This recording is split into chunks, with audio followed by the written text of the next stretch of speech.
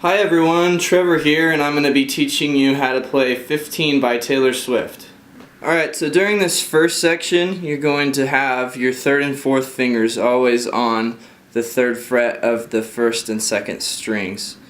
The first chord you're going to start off with is a G, and then all you're going to do is move your first and second finger down to the fifth and fourth strings to make it a Cadd9 chord. And then you're just going to do an E minor with those fingers still down, and that's an Em7. And then after that, you're going to go back to that Cadd9 chord, the second chord you played. Okay, so that's just the intro, and the strum pattern's pretty quick on this one, so if you want to, you can just play a simple down, down, down, down, along with what she's playing. To get more complicated than that, you can go down, down, up, down, up, down, down, down, down, down,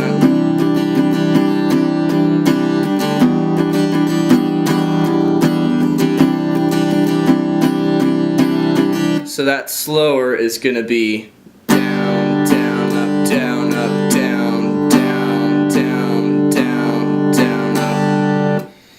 Okay?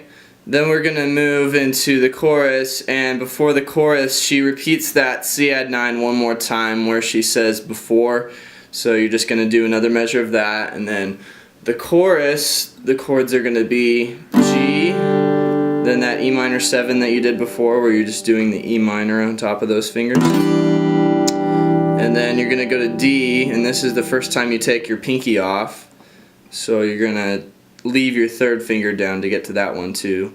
So you always want to play efficiently and leave your fingers down when you can. And then we're going to go back to Cadd9.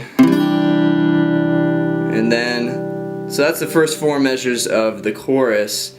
And then we're going to go to this next section of the chorus where it has a descending line where it goes G. Then we're going to do D/F sharp, which is a pretty cool chord.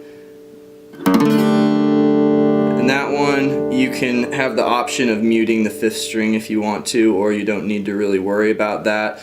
But your fingers are still going to be in that same spot, and then your second finger is going to be on the second fret, third string, and then your first finger is just going to be on the top string, second fret, which is where we get the F sharp. And then you're going to go down to Em7, and then back to Cadd9. So that's the next section of the chorus.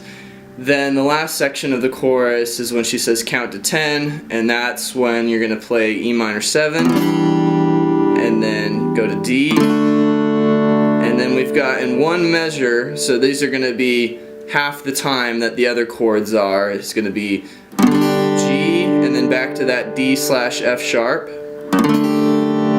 And then to Em7, which is a full measure, and then you get to D, and instead of strumming the strumming pattern that I showed you earlier, you're just going to do one down strum, and that's where she says at 15. So the bridge part of this song is pretty interesting because we got a new technique where she's going to be muting strings in between beats. So it basically sounds like this.